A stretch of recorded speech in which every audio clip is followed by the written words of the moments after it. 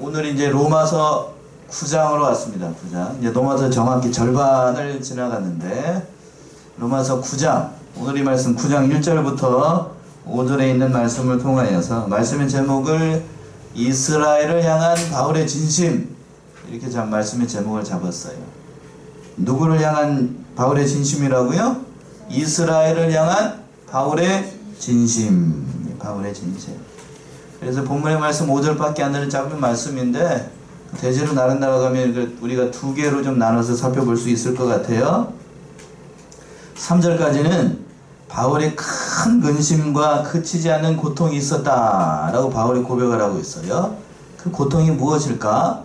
그 말씀이 3절까지 나오고 있고, 그리고 이제 두 번째 대조로 해가지고 4절과 5절에 이스라엘이 누린 영원한 특권에 대해서 사도 바울이 이 두 가지를 얘기를 하고 있는 거예요.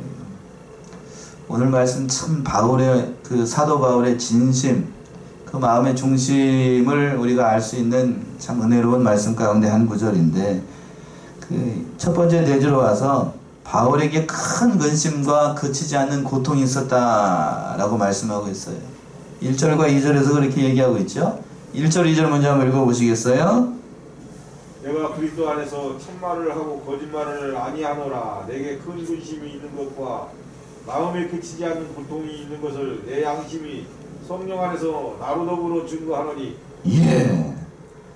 1절과 2절에서 이제 첫 번째 상반절에서 그랬어요. 내가 그리스도 안에서 참말을 하고 무슨 말을 하지 않는다고요? 거짓말을 아니하노라. 왜 사도 바울이 이렇게 얘기를 했을까? 사도 바울이 앞장에서는 하나님의 영원하신 사랑으로 말미암아 믿는 자들의 절대적인 그 승리에 대해서 얘기를 했습니다. 그런데 이제 본장에서는 9장부터는 이제는 이스라엘의 불신 때문에 이스라엘의 결국은 하나님으로부터 택함을 받지 못한다라고 하는 그 얘기를 해야 되기 때문에 앞에하고는 정반대 얘기를 해야 돼요. 그러니까 내가 참말을 하고 거짓말을 아니하노라, 이렇게 내용상으로는 그렇게 얘기를 하는 거예요. 그러니까 유대인들 입장에서 사도 바울에게 있어서 참 이 말은 어떤 의미에서 보게 되면 가슴 아픈 말이에요. 가슴 아픈 말. 사도 바울은 정통 유대인이죠? 정통 유대인. 그런데 안타까운 사실이 뭔가, 사도 바울이 전한 그 복음을 유대인들이 믿었는가 믿지 않았는가? 결론부터 얘기하면 믿었던가요? 믿지 않았던가요? 믿지 않았어요. 그 얘기를 지금 얘기를 하고 있는 거예요. 유대인들은 사도 바울을 사도로서 인정을 하지 않았습니다. 왜 그랬는가? 원래 사도 바울은 정통 유대인입니다. 정통 유대인으로 그 회심하기 전에 그 예수를 예수 믿는 사람들 잡아 죽이는데 앞장을 섰던 사람이 누구요? 이 사울이에요. 사울. 회심하기 전에 사울. 바울이죠, 바울. 그러니까 여기서 보게 되면, 그러니까 그 당시 사도 바울 입장에서 얘기를 한다라고 하면 예수를 믿는 사람들은 마땅히 잡아 죽여야 되는 거고, 예수님을 뭐라고 생각을 했냐면 사기꾼이라고 생각을 했던 겁니다. 그래서 사도행전에서 우리가 이제 얼마 전에 살펴봤던 것처럼 사도행전에서 보게 되면, 그래서 예수를 잡아 죽이려고 했어요. 진짜로 예수 믿는 사람들 잡아 죽이려고 했고, 그리고 실제로 말 타고 어디로 갔냐면 다메섹 도상으로 갔죠. 다메섹에 가가지고 거기서 예수 믿는 사람들을 잡아서 옥에 가두고, 심지어는 어떤 일도 있었냐면 사도행전 7장에 있는 대로 스데반을 잡아 죽이는데 앞장섰던 사람이 누구? 사도 바울이었어요. 그만큼 그랬던 사람이 다메섹 도상에서 누구를 만나게 되냐면 부활하신 예수님을 만나요. 그리고 난 다음에 인생이 완전히 샥 바뀌어가지고 완전히 그 그리스도를 전하는 사도가 된 거예요. 그러니까 정통 유대인이 완전히 바뀌어가지고, 유대교 사람이 완전히 이렇게 뒤바뀌어져가지고 뭐를 전하는 사람이 됐냐면 그리스도를 전하는 사람이 됐으니까, 유대인들 입장에서 봤을 때에는 사도 바울을 뭐라고 생각을 했냐면 저 변절자, 그렇게 생각을 한 겁니다. 변절자. 그러니까 유대인들 입장에서 봤을 때에, 정통 바리새인들 입장에서 봤을 때에 사도 바울 같은 사람 가만 놔두면 되겠어요? 안 되겠어요? 안 되죠. 안 돼. 안 돼. 그러니까 틈만 있으면, 기회만 있으면 이 바울을 잡아 죽이려고 했습니다. 잡아 죽이려고 했어요.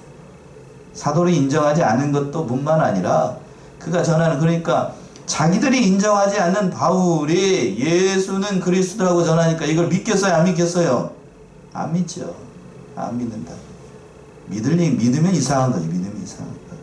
그래서 이렇게 얘기를 하는 거예요. 내가 그리스도 안에서 참말을 하고 뭐는 무슨 말을 하지 않는다? 거짓말을 하지 않는다. 왜 내 말을 못 믿느냐? 그런 안타까운 심정이 여기에 묻어나 있는 그런 말씀입니다. 그러면서 사도 바울이 무슨 얘기를 하냐면 그 1절 하반절에서 보게 되면 이렇게 얘기를 하고 있죠. 내게 큰 근심이 있는 것과 내 마음에 그치지 않는 뭐가 있는 것을, 고통이 있는 것을 내 양심이 성령 안에서 나로 더불어 증거하노라.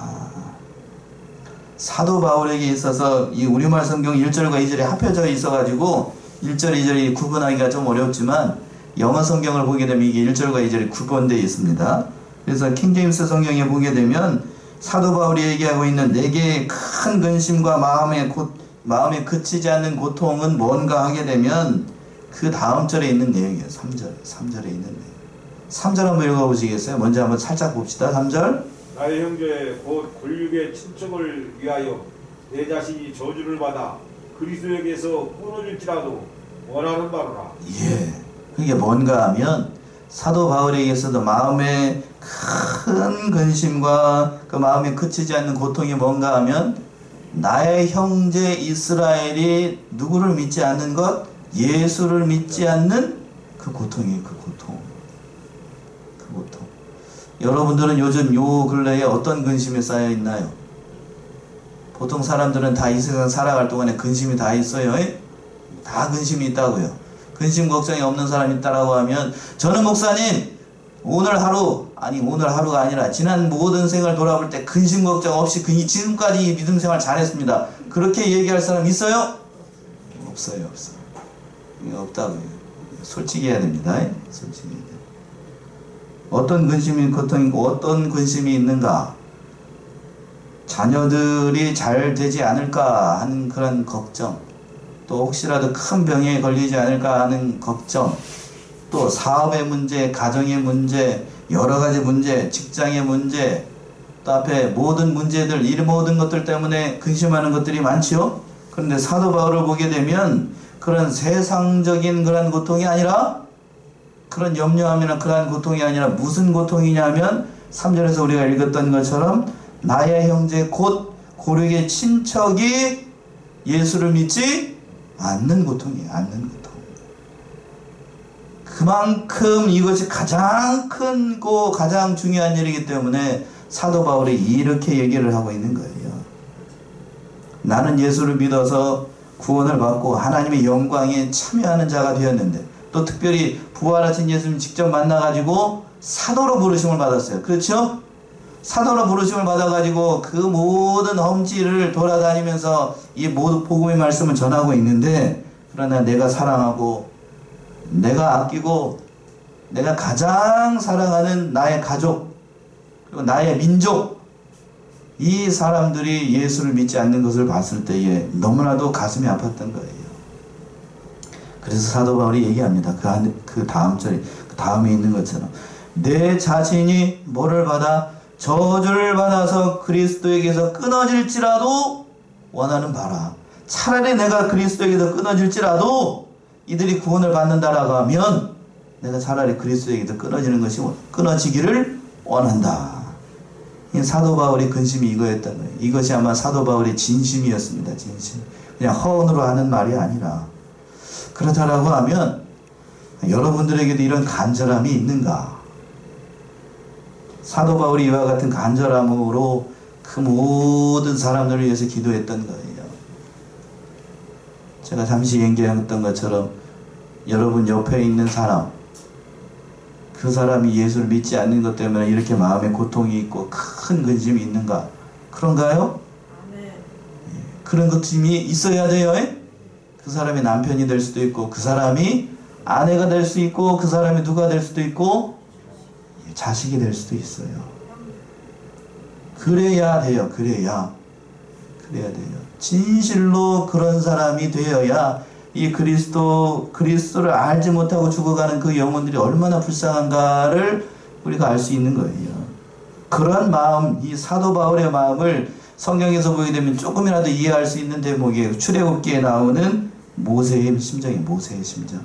모세도 이와 비슷한 말을 합니다. 그랬죠? 출애굽기 32장 32절 찾기도 편해요. 출애굽기 32장 32절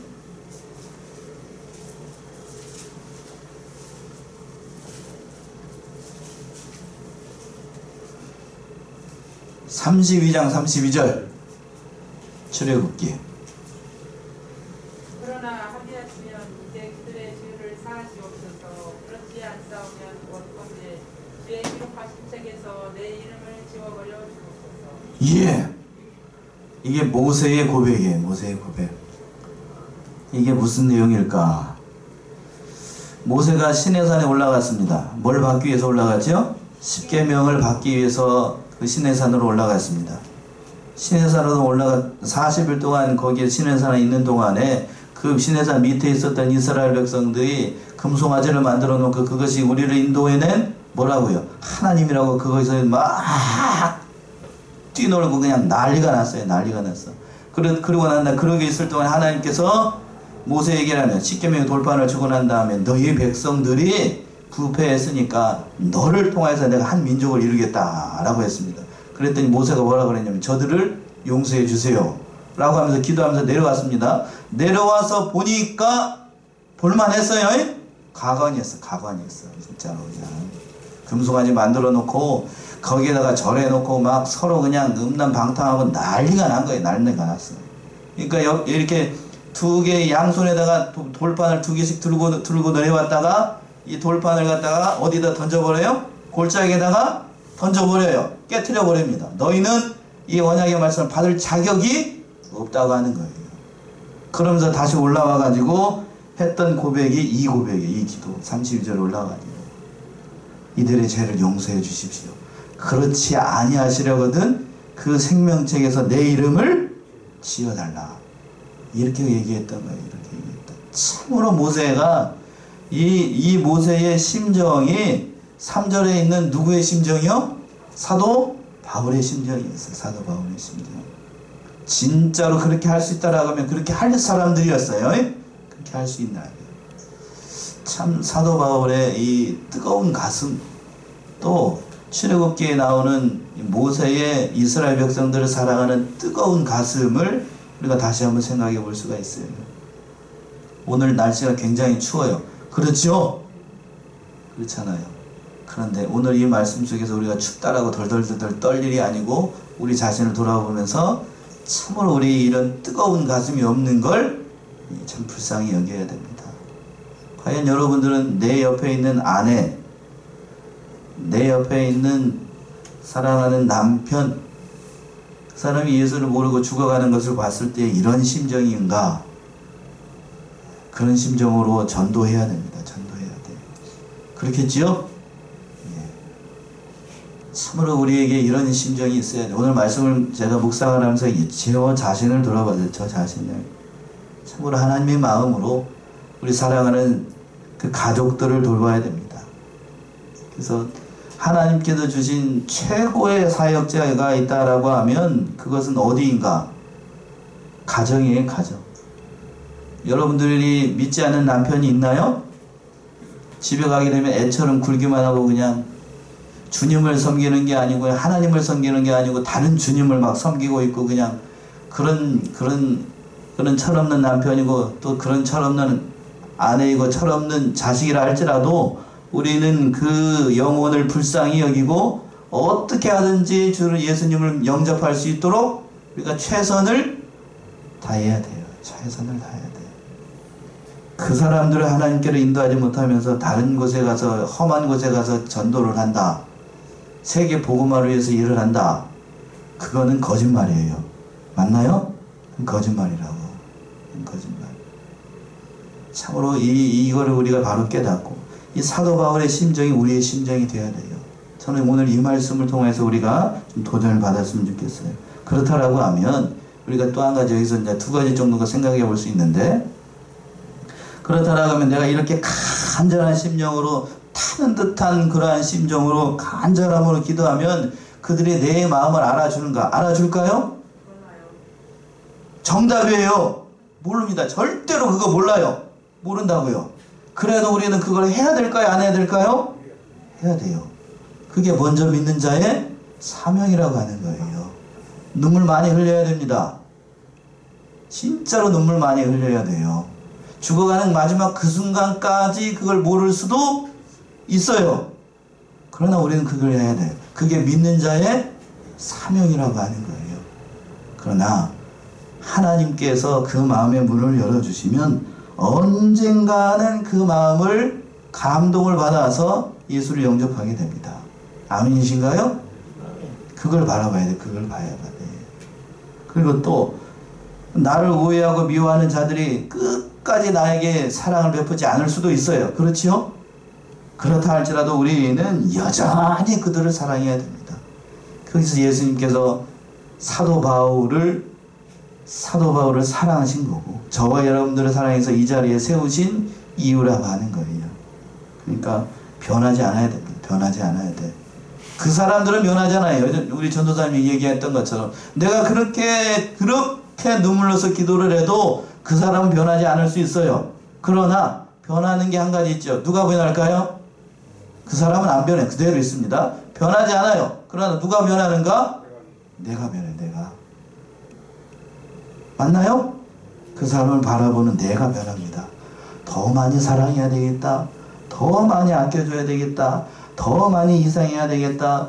점점 애가 돼가고 있는 그 사람을 위해서 내가 더 희생을 해야 되겠다 하는 마음이 내가 되는 거. 내가. 하나님께서 그걸 원하시는 거예요.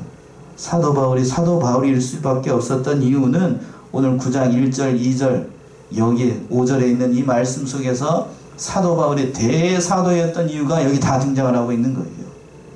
내가 그리스도에게서 저주를 받아 끊어질지라도 내 고륙의 친척이 구원을 받기를 원한다. 이러한 심정으로 우리가 살아간다라고 하면 전도하지 못할 대상이 없을 거예요. 그러니까 이러한 믿음 가지고 그 모든 어려움들을 이겨나가는 저와 여러분이 다 되셔야 되겠어요. 그리고 4절과 5절 보시면 이스라엘이 누리고 있는 특권에 대해서 얘기를 하고 있습니다. 4절 5절 한번 읽어보시겠어요? 저희는 이스라엘 사람이라 저희에게는 양자들과 영광과 언약들과 율법을 세우신 것과 예배와 약속들이 있고 조상들도 저희 것이요 육신으로 하면 그리스도가 저희에게서 나으셨으니 저는 만물 위에 계셔서 세세의 찬양을 받으실 하나님이시니라. 아멘. 예.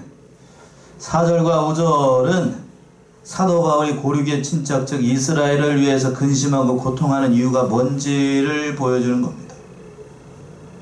바울의 고통은 민족주의나 또는 애국심에서 나온 것이 아니에요.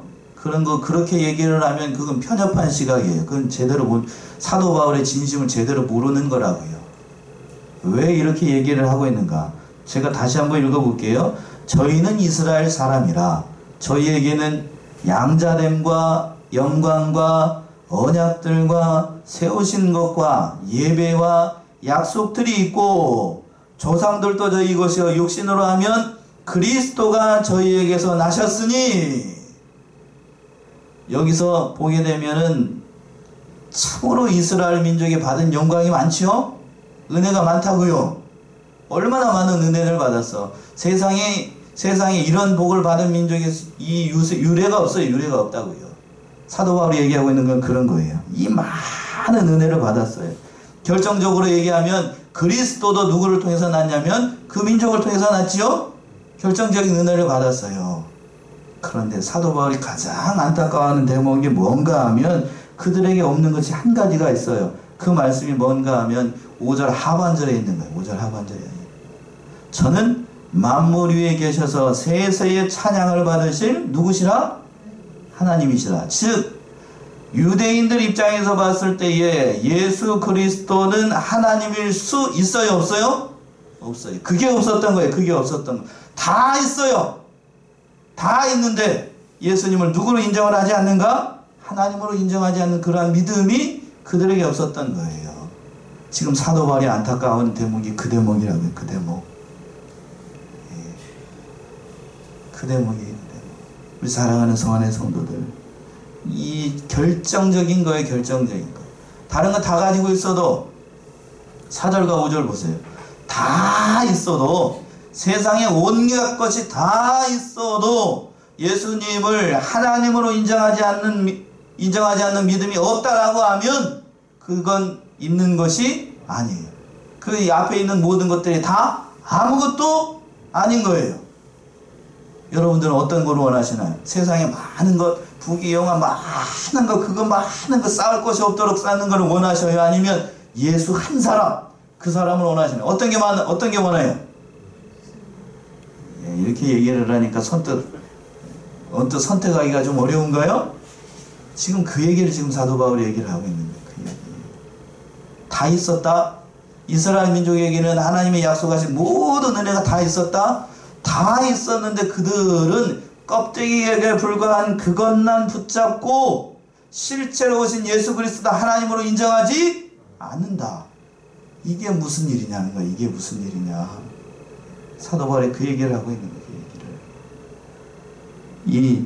한번 보세요. 성경은 분명히 증거를 하고 있어요. 예수 외에는 다른 길이 있는가 없는가 한번 찾아봅시다. 새벽에 봤던 말씀인데 요한복음 14장 6절. 요한복음 14장 6절이요.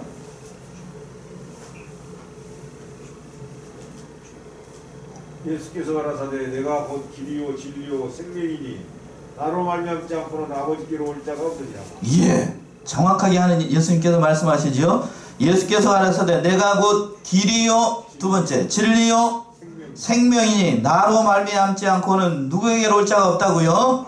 아버지께로 올 자가 없다. 예수님 정확하게 얘기하셨습니다. 예수 외에는 다른 길이 존재하지 않습니다. 않아요. 존재하지 않아요. 예수를 하나님으로 인정하지 않고 예수님을 구원자로 인정을 하지 않고 예수님을 창조주로 인정하지 않는 인생, 불쌍한 인생이에요. 예수 외에도 다른 길이 있다. 부처에도 다른 길이 있고 사람이 좋아질 수 있다. 아이, 그거 아니에요. 다른 길이 없다. 사도 바울이 그 얘기를 하고 있는 겁니다. 바울은 그 얘기를 지금 하고 있는 거예요. 이것이 참으로 많은 어려움과 환난을 받으면서도 사도 바울이 그 모진 험지를 다니면서 그렇게 애를 썼던 이유, 결박과 환난이 기다리고 있는 그 모든 것이 기다리고 있는 예루살렘을 향해서 나아갈 수 있었던 그 비결이 뭔가? 누구를 사랑하기 때문에 예수를 첫 번째로 사랑을 했고 두 번째 그 민족 이스라엘이 구원을 받기를 원했기 때문에.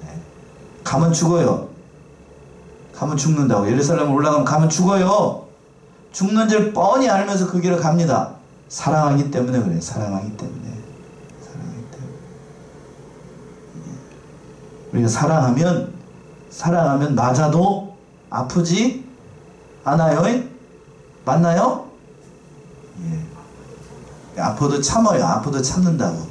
요즘은 그런데 부부 사이에 뭐가 왔다 갔다 하게 되면 요즘은 참을까요? 안 참을까요? 안 참는 게 아니라 집에 경찰 출동합니다. 집에 경찰 출동이에요. 경찰 출동이에요. 제가 그래요. 지금 여성의 인권, 뭐 누구를 말하기는 뭐하지만 요즘은 가정이 지켜지질 않아요. 특별히 우리나라에 보게 되면 그것도 좋은 거라고 뉴스에 뭔 자랑거리라고 황혼 이혼이라는 말이 늘었다고 얘기합니다. 맞나요? 그게 정상인가요? 아니면 비정상인가요? 평생 40년 50년 살았는데 마지막 얼마를 더 산다고 이제까지 쌓았던 거 다 허물어 버리고 나는 프리하게 살겠다. 그걸 뭐라 그러냐면 요즘 고상하게 얘기를 해가지고 졸혼했다 이렇게 얘기를 합니다. 맞아요 그거? 그거 맞는 거예요? 그게 정신없는 소리지? 정신없는 소리라고 했어요.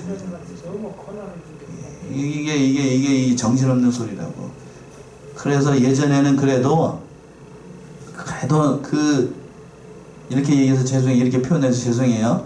여성분들이 어머니가 남편으로부터 구박을 받고 맞아도 뭐를 지켰냐면 뭘 지켰지요? 자식 새끼들 지키고 가정을 지켰어요. 근데 지금은 안 지킵니다. 맞죠? 자식이고 나발이고 다 나보고 있는 거 다 빼가지고 그냥 가버립니다. 그게 요즘 가정이에요. 맞아요?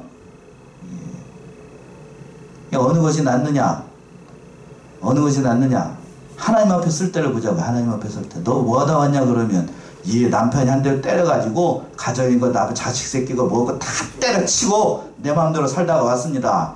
라고 하는 거하고 두드러 패도 그 자리를 지키고 왔습니다. 어느 게 맞아요? 어느 게 맞는 거? 어느 게 기독교 정신이죠? 어느 게 맞는 거예요? 한번 생각을 해보자고요. 지킨 게 맞는 거라고. 지킨 게 맞아. 예? 그지요? 가정을 지키고 나온 게 맞는 거라고. 그런데 이렇게 극단적인 제가 얘기를 들으니까 제가 웃으면서 얘기를 하니까 그렇지 그 상황이 되면 쉽지는 않은 건 사실이에요.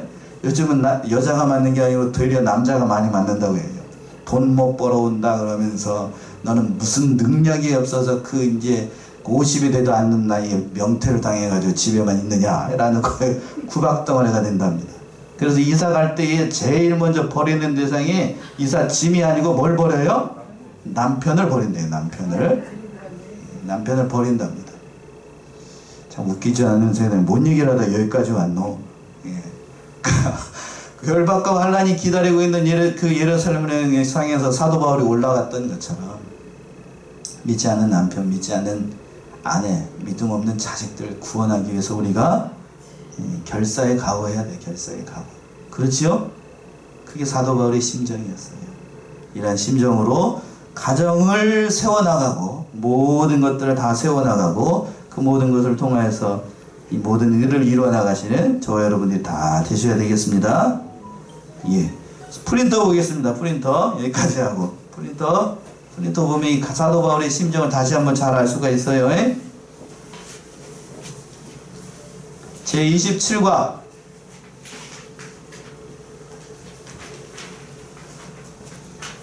27과 로마서 9장 1절에서부터 5절 이스라엘을 향한 바울의 진심 이렇게 되어 있습니다. 들어가는 말 보시면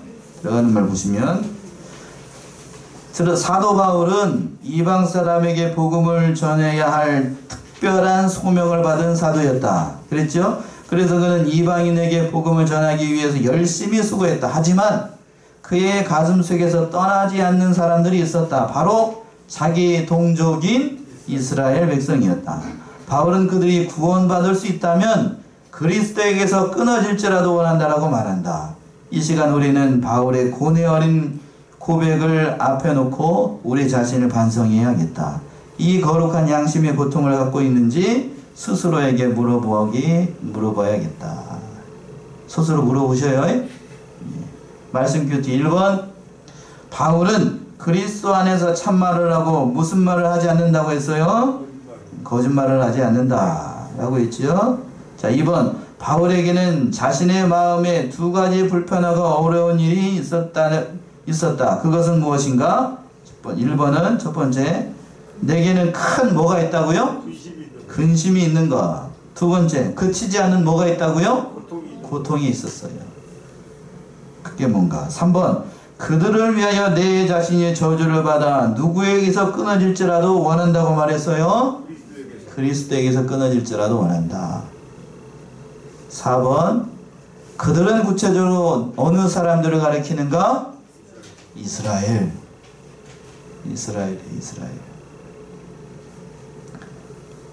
자 5번 봅시다. 5번 조상도 저희 것이요 육신으로 하면 누구도 저희에게서 나셨는가? 그리스도도 거기서 났어요. 그리스도 거기서 났습니다. 6번 문제 쉽게 냈어요. 어려울 것 같아서 6번 그리스도는 만물 위에 계셔 세세의 찬양을 받으실 누구이신가? 하나님. 나가는 말 어렵지 않게 했습니다. 우리가 사도 바울에게서 배워야 할 교훈이 있다. 그것은 나 혼자 구원받아서는 행복할 수 없다는 것이다. 구원의 기쁨은 반드시 고통을 수반한다. 기쁨만 있지 뭔 고통을 수반하는가? 계속 봅시다. 구원받아서 기뻐하는 사람이 다른 형제의 구원에 대해서는 무관심하다면 그 정상 아니에요? 자신이 구원받았던 사실에 기뻐하면 할수록 믿지 않는 가족과 이웃을 생각하는 끊임없는 고통이 수반되어야 한다. 당신에게 이런 기쁨과 고통이라는 양면이 있는가? 있으신가요? 고개를 끄덕거리셔야 돼요. 있어야 됩니다. 있어야 돼요. 그러므로 우리는 바울의 교훈을 배워야 한다. 가까운 내 가족, 내 형제, 내 동족부터 먼저 전도해야 한다. 이는 전도의 기본 원리요 세계 복음화의 기본 전략이다. 그런데 우리는 종종 바다 건너 사는 한 번도 만나본 적이 없는 어느 부족의 구원에는 걱정하고 기도하면서 가까이 있는 내 형제들의 구원에 관하여서는 무관심하거나 소극적인 태도를 취하지 않았는가?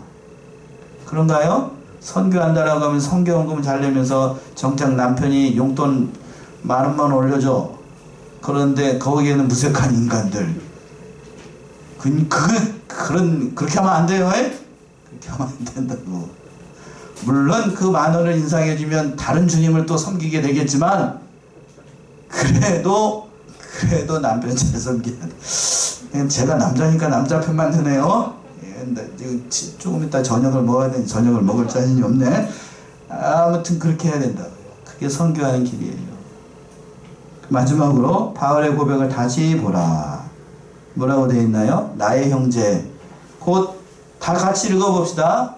마지막으로 나의 형제 곧 고륙의 친척을 위하여 내 자신이 저주를 받아 그리스도에게서 끊어질지라도 원하는 바로라. 아멘이신가요? 이런 심정으로 사랑하는 가족들 전도하시고 특별히 남편 아내 전도하셔요. 가장 어렵고도 가장 쉬운 것이 남편과 아내입니다. 맞나요? 가장 어려우면서 가장 쉬워요. 그리고 자식 사랑하기 때문에 가장 어렵고 사랑하기 때문에 가장 또 쉬울 수 있어요. 그 사랑하는 가족들 잘 전도해서 하나님 앞에 부끄럽지 않은 저와 여러분들이 다 되시기 바랍니다. 기도하겠습니다.